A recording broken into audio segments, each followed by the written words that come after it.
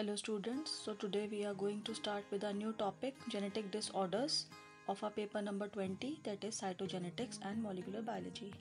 As we know that any genetic disorder is caused by a mutation in a gene or a group of genes or entire chromosome, and these genes carry instructions to build our proteins. So genetic disorders generally occur in two different varieties or two different patterns, such as chromosomal mutations or gene mutations. So gene defect तब होता है जब कोई individual gene mutate हो जाए chromosome पे। अगर एक ही जीन अफेक्ट होता है तो एक ही प्रोटीन अफेक्ट होगा, जैसे कि हीमोफीलिया में होता है। तो ये जीन्स जो है ये इनहेरिट किए जा सकते हैं, हो जाते हैं, या स्पॉन्टेनियसली चेंज हो जाते हैं। एक्सपोजर हो जाता है कोई म्यूटाजेंस के थ्रू, केमिकल्स के थ्रू, रेडिएशंस के थ्रू, तो इन पे इफेक्ट आ जाता है। अब जो इनका पैटर्न होता है वो 3 तरीके का हो सकता है, जैसे कि ऑटोसोमल रिसेसिव, ऑटोसोमल डोमिनेंट और सेक्स लिंक्ड रिसेसिव। तो सबसे पहले हम एग्जांपल ले रहे हैं ऑटोसोमल रिसेसिव इनहेरिटेंस का, जिसमें हम ले रहे हैं सिस्टिक फाइब्रोसिस। सिस्टिक फाइब्रोसिस तब होती है किसी भी इंडिविजुअल को डिजीज जब उसका जीनोटाइप स्मॉल एफ होता है। तो कैपिटल एफ नॉर्मल है, कैरियर हो गया, और एफ जो है वो डिजीज हो गई। तो अगर दोनों हेट्रोजाइगस कंडीशन में है तो 25% चांसेस हैं कि ये डिजीज़ होगी। सेम डिजीज़ जो है फिनाइलक्यूटिनुरिया और सिकल सेल एनीमिया इस चीज़ को फॉलो करती है। तो ये ऑटोसोमल रिसेसिव है। अब इसमें होता क्या है, सिस्टिक फाइब्रोसिस में जेनेटिक डिसऑर्डर क्यों है, ये हमारा रेस्पिरेटरी और डाइजेस्टिव सिस्टम दोनों को इफेक्ट करता है। और इसमें जो जीन डिफेक्ट होता है वो क्रोमोसोमल नंबर 7 पे होता है, जिसको CFTR भी बोलते हैं। तो नॉर्मली ये जो प्रोटीन है ये हमारा सॉल्ट बैलेंस को मूव इन एंड आउट करने में हेल्प करता है। अब अगर हमारे किसी की बॉडी में अगर ये जीन डिफेक्टिव हो, ये अच्छे से काम नहीं करेगा इसका प्रोटीन जो है, तो मूवमेंट ब्लॉक हो जाएगी और लंग्स में स्टिकी म्यूकस जो है वो सेल्स में प्रोड्यूस होना शुरू हो जाता है। तो जो सेल्स अफेक्ट होते हैं वो सबसे ज़्यादा लंग सेल्स होते हैं। ये म्यूकस क्लॉग कर जाता है और इन्फेक्शन, बैक्टीरियल इन्फेक्शन के चांसेस बहुत बढ़ जाते हैं। और सिमिलरली जो डक्ट्स होती हैं पैनक्रियाज की, वो भी ब्लॉक हो जाती हैं। तो ये फिगर देखो, नॉर्मल लंग की फिगर और एक सिस्टिक फाइब्रोसिस पेशेंट की जो फिगर है वो आपको क्लियर इसमें इफेक्ट शो कर रही है। सो नेक्स्ट हम लेते हैं ऑटोसोमल डोमिनेंट का example, Huntington disease.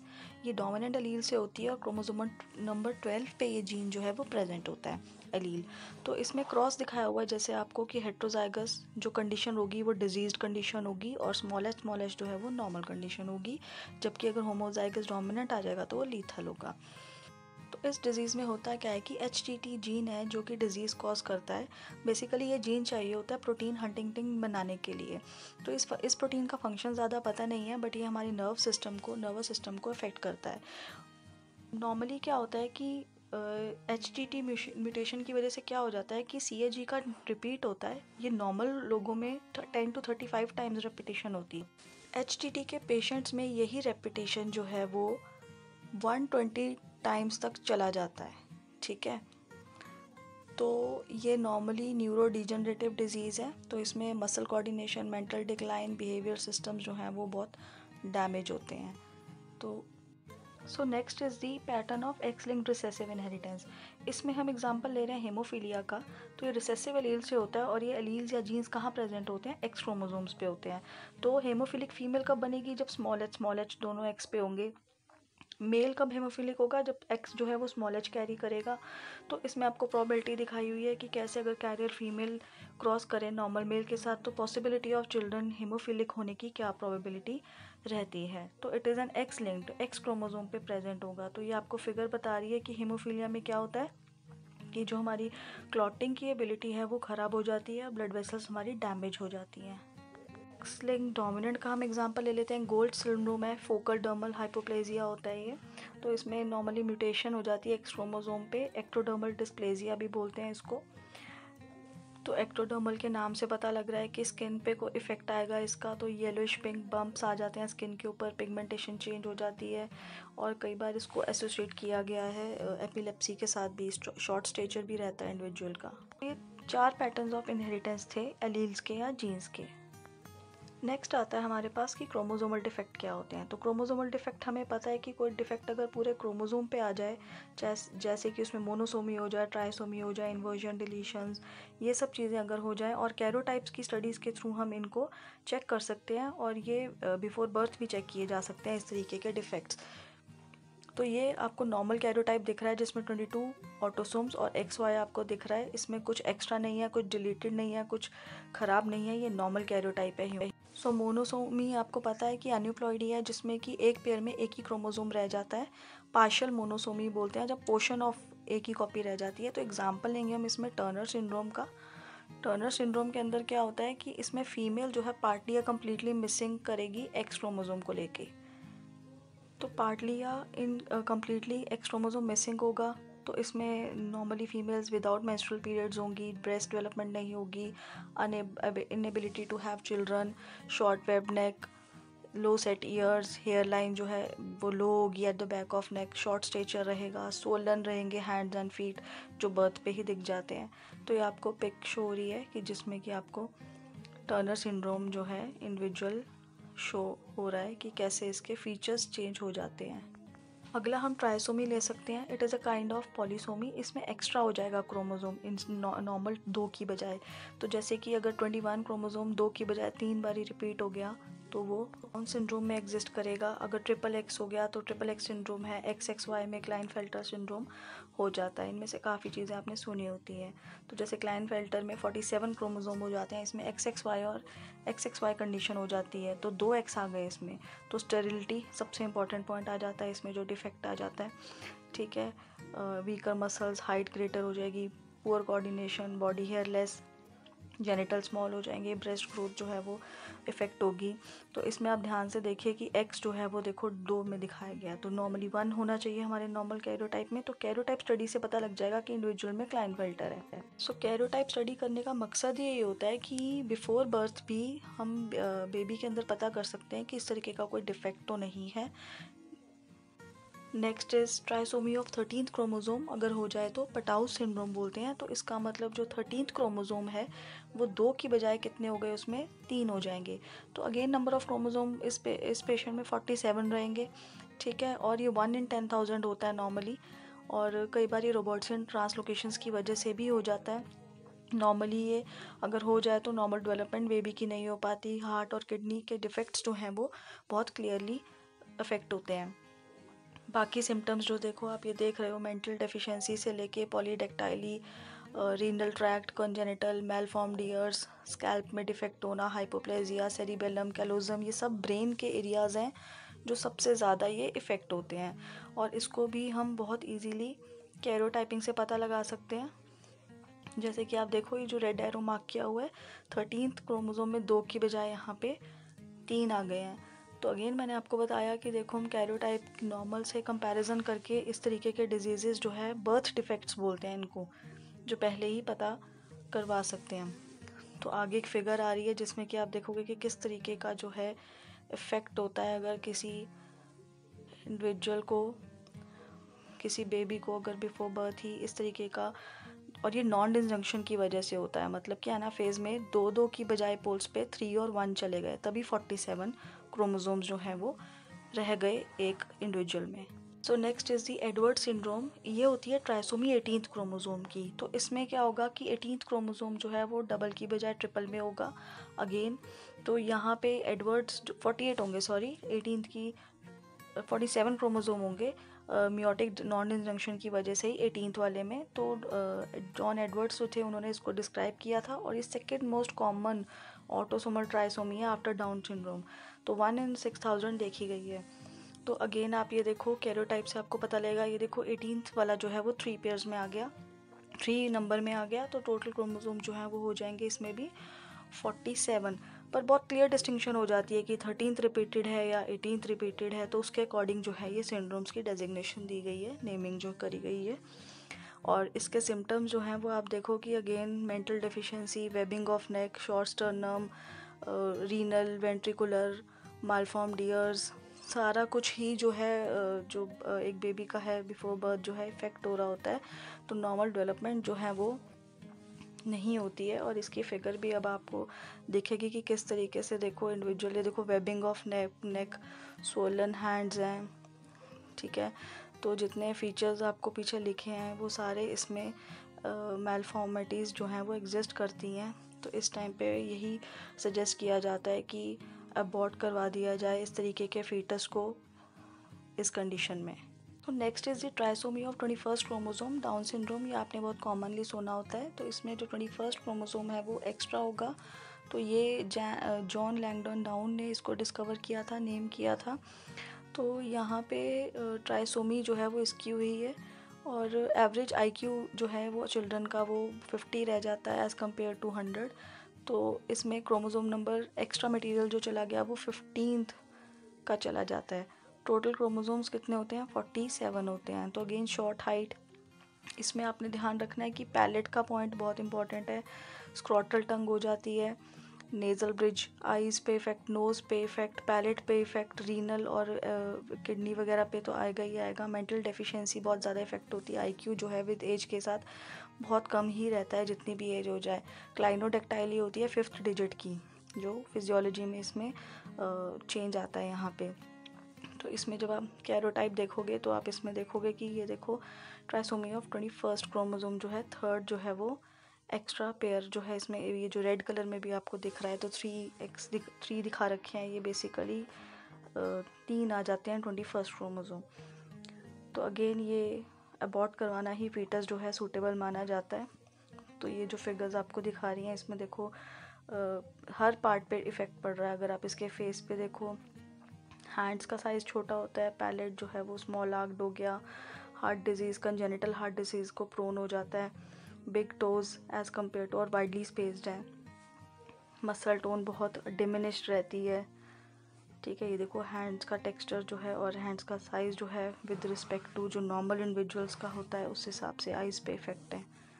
So next is the Wolf Hirschhorn syndrome. तो ये पिट सिंड्रोम भी बोलते हैं इसको। 1961 में डिस्क्राइब किया गया था बाय कूपर एंड हिर्शहॉर्न, और उसके बाद ये काफ़ी ज़्यादा फेमस हो गया। इसमें क्या होता है कि डिलीशन हो जाती है क्रोमोसोम नंबर 4 की शॉर्ट आर्म की। ठीक है, तो डिलीशन हो रही है इसमें, तो कुछ पार्ट पूरा डिलीट हो गया। तो इसमें देखो ये जो रेड पार्ट दिखा हुआ है, डिलीटेड पार्ट दिखाया हुआ है आपको क्रोमोसोम नंबर 4 के अंदर। तो ये कैरोटाइप में से आइडेंटिफाई इजीली हो सकता है। ये सब जो है प्री बर्थ डायग्नोस किए जा सकते हैं ये सारे डिफेक्ट्स, क्योंकि एमनियोसाइटोसिस की टेक्निक से एमनियोटिक फ्लूइड लेके कैरोटाइप बनाया जाता है। हमने करना है कैरोटाइप, उससे आपको पता लग जाएगा। तो इसमें जो सिंड्रोम में देखो इम्यूनो डेफिशिएंट है, हेड साइज पे इफेक्ट आ रहा है, सीजर्स, मसल पे, किडनी पे और डेफनेस पे इफेक्ट आ रहा है। तो ओवरऑल डेवलपमेंट जो है वो बेबी की बहुत इफ़ेक्ट होती है इस सिंड्रोम में भी। Again suitable for abortion. तो next is the cri du chat syndrome. तो इसमें नाम से पता लग रहा है क्राइड्यू चैट जो है ये इस तरीके कुछ इसका रिलेशन है कैट के साथ। तो कैट के साथ क्या है कि इसमें जो अफेक्टेड चाइल्ड होता है उसकी जो क्राई होती है वो बिल्कुल कैट की तरह होती है, और ये सिंड्रोम जो है वो फीमेल्स में ज़्यादा होता है एज़ कम्पेयर टू मेल्स। तो इसमें होता क्या है कि डिलीशन हो जाती है small arm of fifth. So there is deletion of, देखो you can see the deleted region of fifth. जो ऊपर वाला पार्ट है वो शॉर्ट आर्म है, जो पी पार्ट है वो डिलीशन हो जाती है, जिसकी वजह से जो ये सिंड्रोम के इफ़ेक्ट्स आने शुरू हो जाते हैं। और बहुत ही एबनॉर्मल 1 in 50,000 में जो है एक चाइल्ड अफेक्टेड होता है। तो ये आपको इस तरीके का कुछ एज तक सर्वाइव करता है बच्चा, लेकिन अगर पहले ही पता लग जाए तो अगेन पेरेंट्स पे ये डिसीजन छोड़ दिया जाता है कि आप इसको सर्वाइव करवाना चाहते हो या नहीं। बिकॉज इन सब जेनेटिक डिसऑर्डर्स में जो बच्चे अगर हो भी जाते हैं तो उनका लाइफ स्पैन ज़्यादा नहीं रहता है। तो इसमें एक्सेसिव ड्रूलिंग, मुंह से पानी निकलना बार बार, बिहेवियर प्रॉब्लम्स आपको फ़ोटो से देखी गया है, कैट क्राई होती है, मेंटल रिटार्डेशन, लैरिंक्स ग्लॉटिस की इफ़ेक्ट आना। तो बेसिकली ओवरऑल सारी फिजियोलॉजी पे जो है, क्योंकि वो रीजन ऐसा कटा है जो डिलीट हुआ है, उसमें ये सब चीज़ें रेगुलेट हो रही होंगी।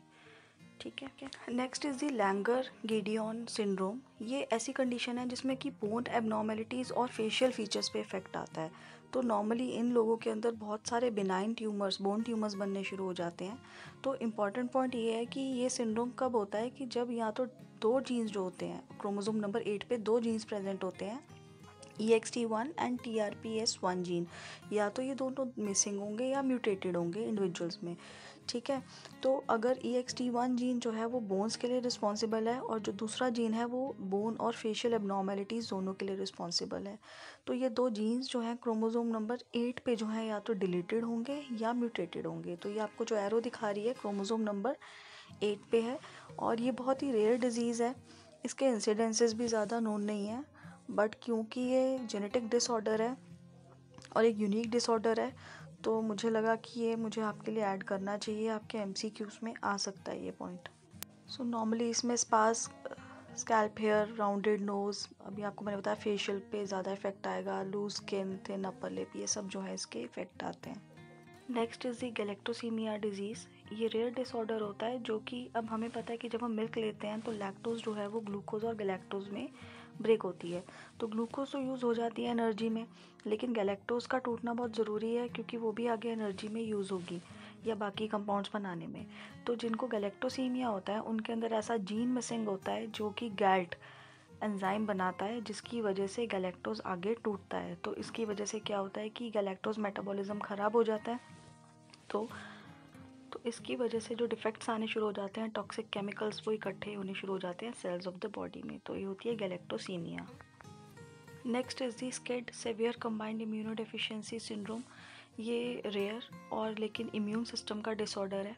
तो इसमें इस तरीके का डिफेक्ट आ जाता है कि जो हमारी बॉडी है वो इन्फेक्शंस के लिए बहुत प्रोन हो जाती है।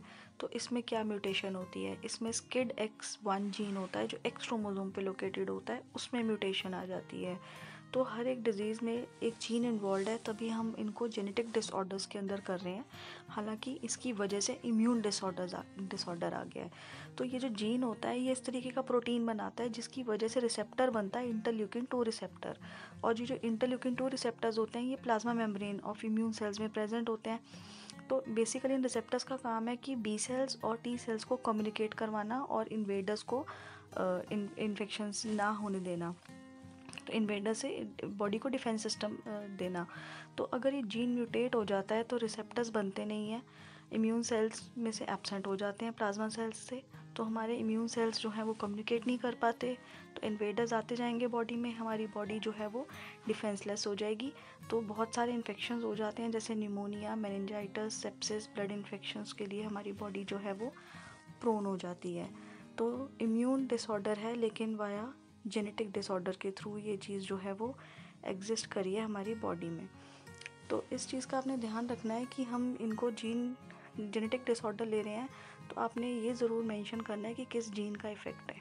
Next is the sickle cell disease. ये आपने सुनी होती है जिसमें कि RBC हमारे इफ़ेक्ट होते हैं, जिसमें कि HB जो है उस पर इफ़ेक्ट कैसे आता है।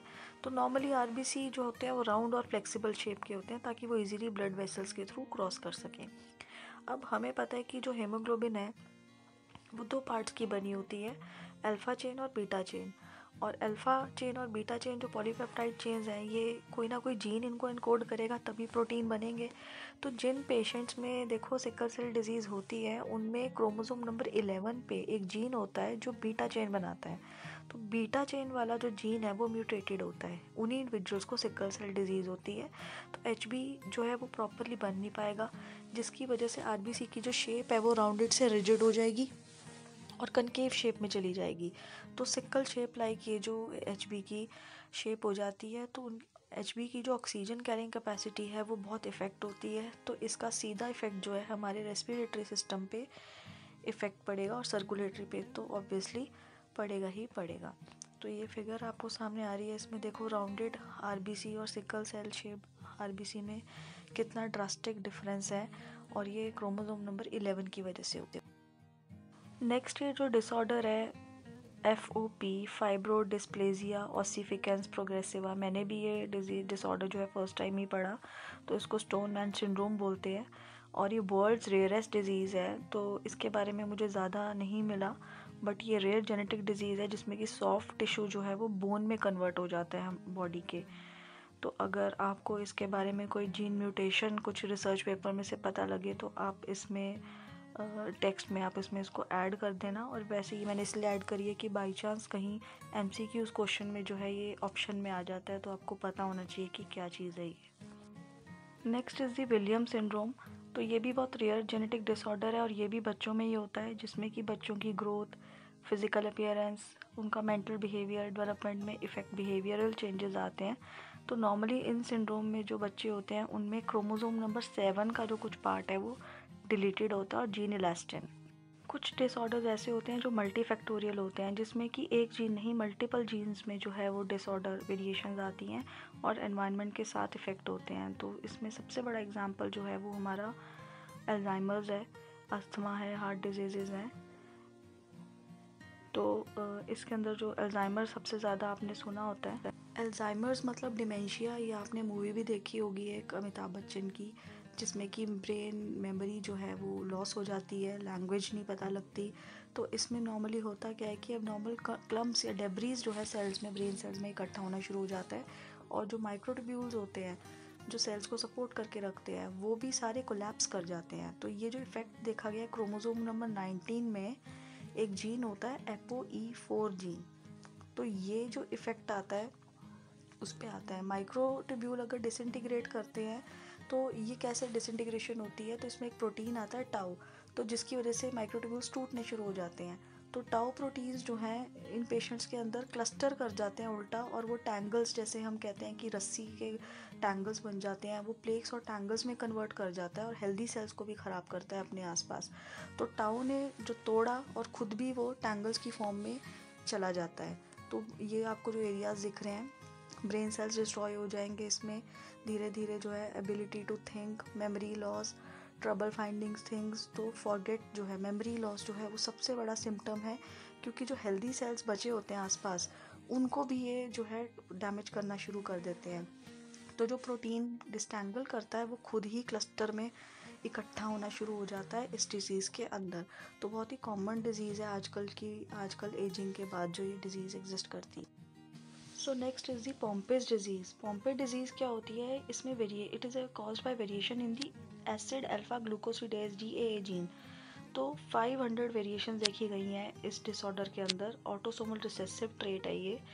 तो नॉर्मली इसके अंदर हमारा कार्बोहाइड्रेट ग्लाइकोजन, लाइसोसोमल डिजीज़ है ये बेसिकली। तो जैसे कि देखो आप नॉर्मल इंडिविजुअल में क्या हो रहा है, आपने कार्बोहाइड्रेट मील लिया, ग्लूकोज ग्लाइकोजन में कन्वर्ट हुआ, और लाइसोसोम में ये ग्लाइकोजन ग्लूकोज में कन्वर्ट होकर आपको एनर्जी दे गया वाया GAA। लेकिन जिसको पॉम्पेज डिजीज़ होगी तो ग्लाइकोजन जो लाइसोसोम में है वो ग्लूकोज में नहीं टूट पा रहा है, और वहाँ पे क्या होना शुरू हो जाएगा, आपकी बॉडी में ग्लाइकोजन बिल्डअप शुरू हो जाएगा। तो जिसकी वजह से आपकी बॉडी में हार्मफुल केमिकल्स प्रोड्यूस होने शुरू हो जाएंगे, क्योंकि अब एनर्जी में तो कन्वर्ट हो नहीं पा रहा है ये glycogen. So Pompe's disease. Next is phenylketonuria, autosomal recessive disorder है। इसका काम क्या है, इसमें हमारी बॉडी में एक एंजाइम होता है फिनाइलएलानिन हाइड्रोक्सिलेज। ये जो एंजाइम है ये जिस जीन से बनता है वो जीन क्रोमोसोम नंबर 12 में प्रेजेंट होता है, और इसके दोनों एलील्स अगर डिफेक्टिव हों तो ये डिजीज़ हो सकती है। अब नॉर्मली क्या होता है कि हमारी बॉडी में ये जो एंजाइम है ये फिनाइलएलानिन को टायरोसिन में कन्वर्ट करता है। तो ऑब्वियसली अगर ये एंजाइम नहीं होगा तो क्या होगा कि फिनाइलएलानिन टूट नहीं पाएगा, और वो इकट्ठा होता जाएगा हमारी बॉडी के अंदर, उसका बिल्डअप होता जाएगा। तो जिस पर्सन को PKU होता है उसको मना किया जाता है कि आपने ऐसा फूड नहीं लेना जिसमें फिनाइलएलानिन ज़्यादा हो। तो एंटायर लाइफ के लिए ये इस तरीके के फूड्स जो हैं उसको बैन कर दिए जाते हैं, क्योंकि ऑलरेडी फिनाइलएलानिन जो है वो टूट नहीं रहा है। तो इसकी वजह से क्या है, एसिडिक बॉडीज़, कीटोन बॉडीज़ जो हैं वो ज़्यादा टॉक्सिक लेवल्स जो है प्रोड्यूस होने शुरू हो जाते हैं। तो ये इनहेरिटेंट पैटर्न दिखाया हुआ आपको, कैरियर फादर अनअफेक्टेड है, अनअफेक्टेड कैरियर मदर है। लेकिन ये किस कंडीशन में आ रहा है, स्मॉल आर कंडीशन में, क्योंकि ऑटोसोमल रिसेसिव है। तो अगर दोनों कैरियर्स हैं तो 25% जो है 1/4 चांस होता है कि उनका जो एक बच्चा है, एनी चाइल्ड, इस डिजीज़ से इफ़ेक्ट हो सकता है, जेनेटिक डिसऑर्डर।